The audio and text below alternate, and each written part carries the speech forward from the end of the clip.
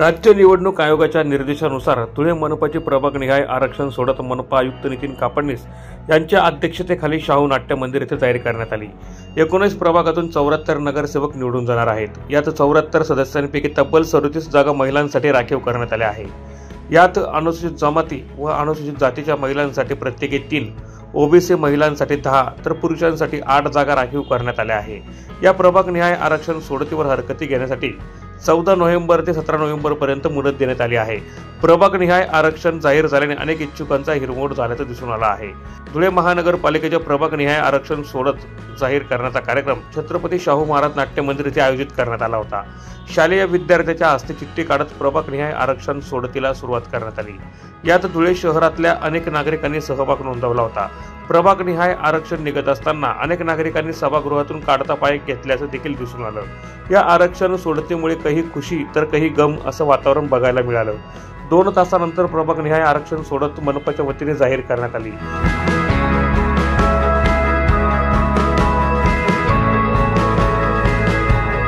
धुळे महानगरपालिकेची सार्वत्रिक निवडणूक 2025 साठी आज आरक्षण निश्चिती आणि सोडत काढण्यात आली।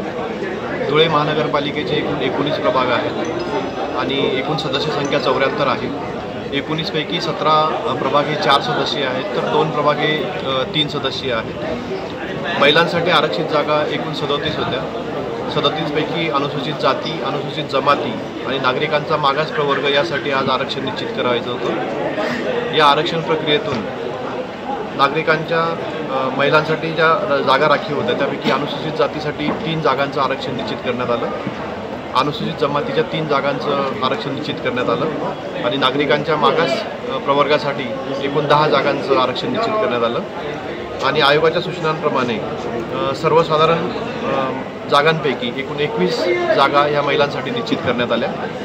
एकंदरीतच पूर्ण प्रक्रिया अतिशय पारदर्शकपणे पार पाडण्यात आलेली आहे। सूचना हरकती या प्रक्रियेवर मागवण्यात येतील आणि सूचना हरकती नंतर या सूचना हरकती अंतिम करून अंतिम आराखडा हा माननीय निवडणूक आयोगाच्या मान्यतेसाठी पाठवण्यात येईल। सर, हरकतीची तारीख 17 नोव्हेंबर ते 24 नोव्हेंबर ही हरकतींची तारीख राहील। त्यासाठी सविस्तर प्रसिद्धीकरण हे महानगरपालिकेमार्फत करण्यात येईल। यावेळी मनपाचे आयुक्त नितीन कापडणीस, उपायुक्त हेमंत निकम, अतिरिक्त आयुक्त कल्पना डहाळे, नगर सचिव मनोज वाघ यांच्यासह मनपाचे अधिकारी व कर्मचारी मोठ्या संख्येने उपस्थित होते। प्रतिनिधी सुनील निकम, माझा महाराष्ट्र न्यूज, धुळे।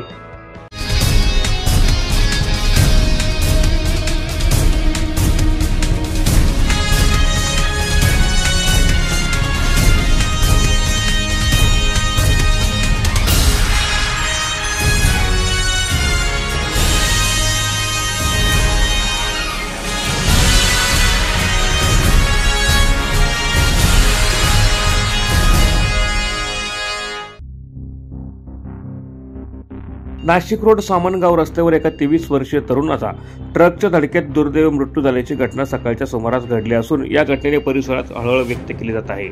मिळालेल्या माहितीनुसार आयुष विजय जाधव, वय वर्ष 23, राहणार डोंबिवली, मुंबई, हा त्याचे मामा संतोष पगारे यांच्या घरी दशक्रिया विधीसाठी आला होता। आज सकाळी 11:30 वाजता आयुष जाधव हा त्याचा मामे व प्रद्युमन श्रीकांत पगारे याच्यासोबत मातोश्री कॉलेजचे फॉर्म मांडण्यासाठी गेला होता।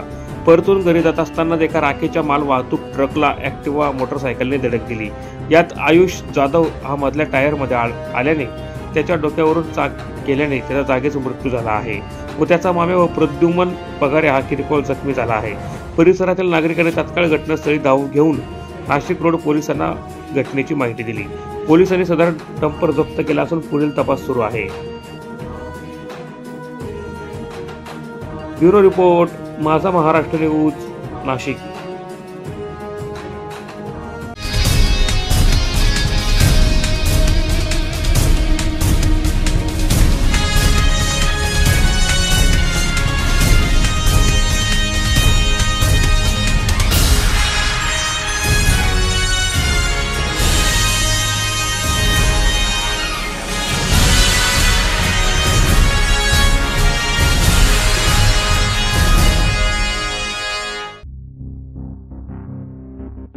जळगावच्या शनीपेठ परिसरातील कांचननगर भागात रात्री 2 युवकांमध्ये किरकोळ कारणावरून वाद झाला। हा वाद चिघळून त्याचे रूपांतर गोळीबारात झाले। गोळीबाराच्या घटनेत आकाश उर्फ टपऱ्या युवराज बाविस्कर या तरुणाचा मृत्यू झाला, तर 3 जण जखमी झाले आहेत. जखमींवर जिल्हा शासकीय रुग्णालयात उपचार सुरू आहेत. पोलिसांनी संशयित आरोपी आकाश उर्फ डोया याला अटक केली असून परिसरात पोलिसांचा कडक बंदोबस्त तैनात केला आहे. घटनेनंतर परिसरात भीतीचे वातावरण निर्माण झाले आहे. या प्रकरणाचा अधिक तपास जळगाव पोलीस करत आहे.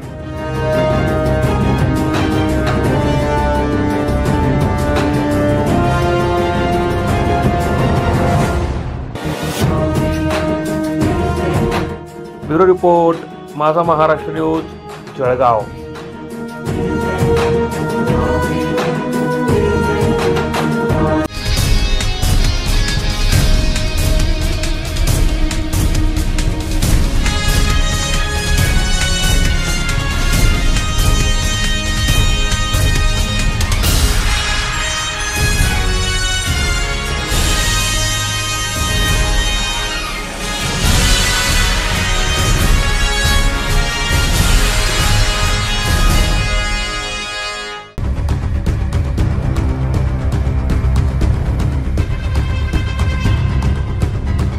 नंदुरबार जिल्ह्यातील शहादा तालुक्यातील कर्जत गावातील जिल्हा परिषद शाळेची इमारत गेल्या 2 वर्षांपासून पूर्णपणे नादुरुस्त अवस्थेत असून त्यामुळे येथील 51 आदिवासी विद्यार्थ्यांचे शिक्षण गंभीर अडचणीत आले आहे. सर्व विद्यार्थी आर्थिकदृष्ट्या दुर्बळ व आदिवासी कुटुंबातील असल्याने शिक्षण हीच त्यांच्या भविष्यासाठीची आशा असताना शाळेची बिकट अवस्था त्यांच्यासमोर मोठा प्रश्न बनला आहे. नादुरुस्त शाळा इमारतीमुळे विद्यार्थ्यांना तात्पुरत्या स्वरूपात ग्रामपंचायत भवन व जर्जर राजीव गांधी भवनात वर्ग भरावे लागत आहे. ही दोन्ही इमारती मुख्य रस्त्याच्या पलीकडे असल्यामुळे लहान मुलांना रोज धोकादायक पद्धतीने रस्ता ओलांडावा लागत आहे. ये जा करणाऱ्या वाहनांमुळे अपघाताचा धोका सतत निर्माण होत असल्याने पालकांमध्ये भीतीचे वातावरण कायम आहे. याशिवाय शिक्षणासाठी वापरले जाणारे राजीव गांधी भवनही दुरावस्थेत असून परिसरात उंच गवत, काटेरी झुडपे, अस्वच्छता यामुळे वातावरण शिक्षणासाठी पूर्णतः अयोग्य बनले आहे. शौचालयाच्या सुविधांचा पूर्ण अभाव असल्याने विद्यार्थी तसेच 3 महिला शिक्षकांना दररोज मोठ्या गैरसोयींचा सामना करावा लागत आहे. ग्रामपंचायतीने अनेक वेळा जुनी शाळा इमारत पाडून नवीन इमारत उभारण्याचा प्रस्ताव पाठवूनही त्याकडे वरिष्ठ अधिकाऱ्यांनी दुर्लक्ष केल्याचा आरोप ग्रामस्थांकडून होत आहे. पालक रोजंदारीसाठी बाहेर जात असल्याने मुलांच्या सुरक्षेचा प्रश्न अधिक गंभीर बनला आहे. त्यामुळे काही पालक मुलांना शाळेत पाठवण्यासही कचरू लागले आहेत. कर्जतमध्ये नवीन जिल्हा परिषद शाळेचे बांधकाम तातडीने सुरू न झाल्यास आदिवासी पालकांकडून मोठ्या जन आंदोलनाचा इशारा देण्यात आला आहे. या गंभीर प्रकरणी जिल्हा प्रशासनाने त्वरित लक्ष घालून सुरक्षित, सुस्थित आणि मूलभूत सुविधांनी युक्त शाळा उभारावी अशी मागणी जोर धरत आहे. मी रवींद्र पाडवी बोलतोय. रवींद्र पाडवी बोल रहे ना. आम्ही कर्जत गाव मनावाला तर आम्ही शाळा मुडी जायला सरकारी शाळा. आता रस्ता कुठे पोरेसला वाटाय ना गरम पंचायत म्हणते म्हणजे पोरेसला शेकाडी रे नाही तर रस्ता आहे ना भरपूर वापरावो. आता दाखल पोरे तेसला उती बाक वाट लावा जरा कामला जरा दाखे धोकेदायक गाड्या गुड्या ठोकात तर काय बरं तरी मी पोरेसला शाळा मग वाटणार लायर नाही अबो. आता जल्दी आम्ही शाळा बनावा जोजे सरकारी शाळा नवीन जल्दी बनावा भो. ब्युरो रिपोर्ट, माझा महाराष्ट्र न्यूज, नंदुरबार.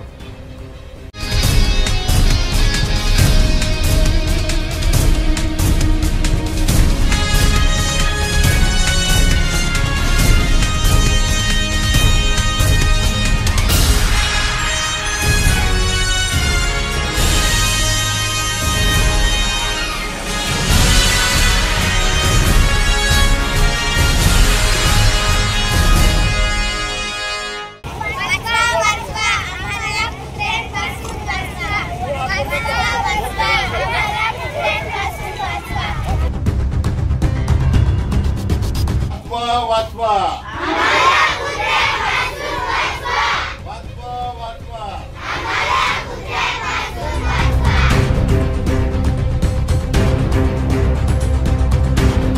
कापडण्यात गेल्या काही महिन्यांपासून मोकाट कुत्र्यांनी उच्छाद मांडला असून रस्त्याने जाणाऱ्या नागरिकांवर हल्ला होण्याच्या घटना घडत आहे.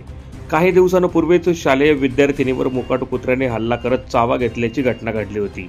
मात्र एवढ्या मोठी घटना घडूनही ग्रामपंचायतीच्या वतीने कुठल्याच प्रकारच्या उपाययोजना न झाल्याने अखेर संतप्त झालेल्या गावातील चिमुकल्यांनी ग्रामपंचायतीवर धडक देत ठिय्या मांडला आहे. 2 तास वाट पाहूनही कुठल्याच पदाधिकारी निवेदन स्वीकारण्यासाठी न आल्याने अखेर चिमुकल्यांनी ग्रामसेवकाच्या रिकाम्या खुर्चीलाच निवेदन चिटकवत निषेध नोंदवला आहे।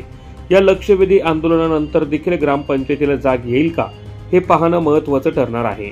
कापडणे गावात गेल्या 3 महिन्यांपासून मोकाट कुत्र्यांनी मोठ्या प्रमाणात कहर केला आहे। 3 महिन्यात 40 ग्रामस्थांना कुत्र्यांनी चावा घेतल्याची माहिती ग्रामस्थांनी दिली आहे। त्यामुळे या कुत्र्यांपासून संरक्षण मिळावं याकरिता चिमुकल्यांनी थेट ग्रामपंचायत गाठली। मात्र त्या ठिकाणी 2 तास वाट पाहूनही कुणीच न आल्याने चिमुकल्यांनी थेट ग्रामसेवकाच्या रिकाम्या खुर्चीलाच निवेदन चिटकवत आंदोलन केलं आहे। विद्यार्थ्यांच्या या आंदोलनाने कापडणे ग्रामस्थांचं लक्ष वेधून घेतलं होतं।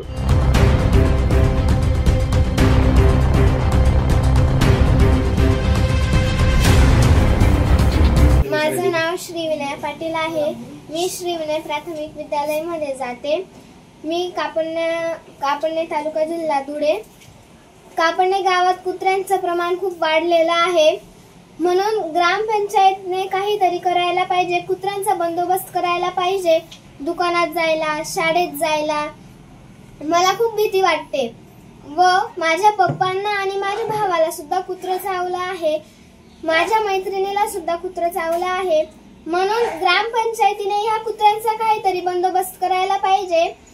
जर ग्रामपंचायतीने 15-20 दिवसात कुत्र्यांचा बंदोबस्त केला नाही तर आम्ही सगळेजण धुळ्याला कलेक्टर साहेबांकडे जाऊ। या कुत्र्यांमुळे आम्हाला आमचं लहानपण हरवलं गेलेलं आहे।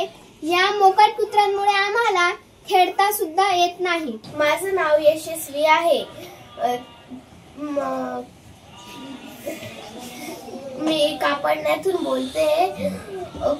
गावात कुत्र्यांचं प्रमाण खूप वाढलं आहे।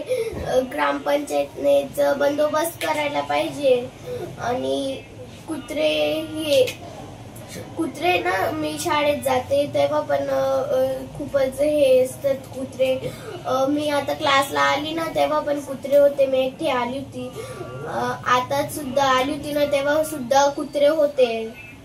खूपच कुत्र्यांचं प्रमाण वाढलंय। शाळेत जायला भीती वाटते। मला शाळेत जायला भीती वाटते, क्लासला जायला भीती वाटते।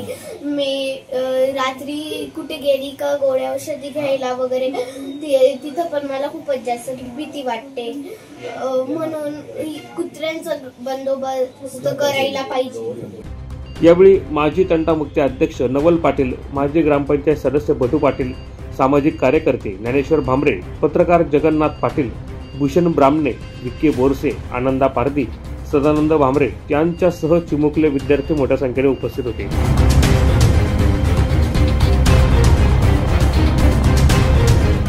प्रतिनिधी सुनील निकम, माझा महाराष्ट्र न्यूज, धुळे।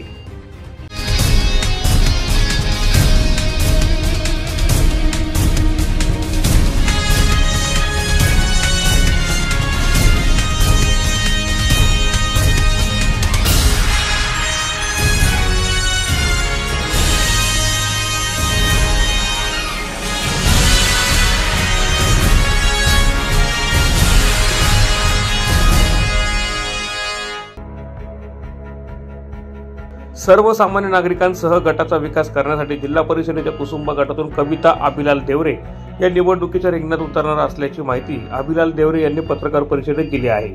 धनशक्ती विरुद्ध जनशक्ती अशी ही निवडणूक होणार असून या निवडणुकीत सर्व समाजाचा आपल्याला पाठिंबा असून विजय निश्चित असल्याची माहिती देवरे यांनी मूळ धुळे जिल्हा मराठी पत्रकार संघ येथे झालेल्या पत्रकार परिषदेत दिली आहे।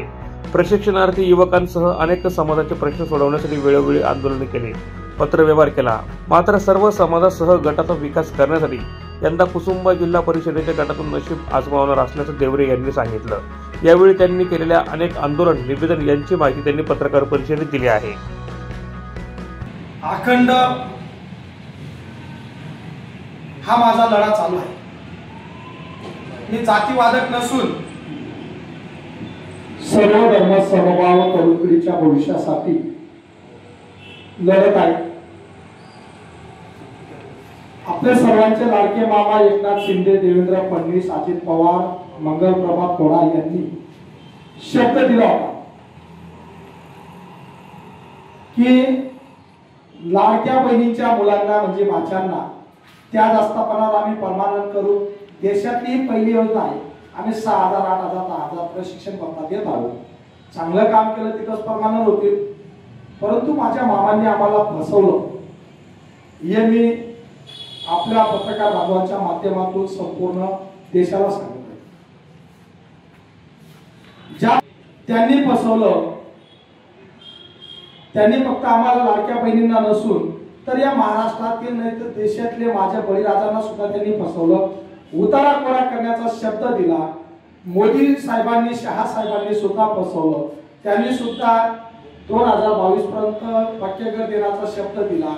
एवढंच काय, 15 लाख रुपये तरुणांच्या खात्यात देण्याचा प्रयत्न दिला.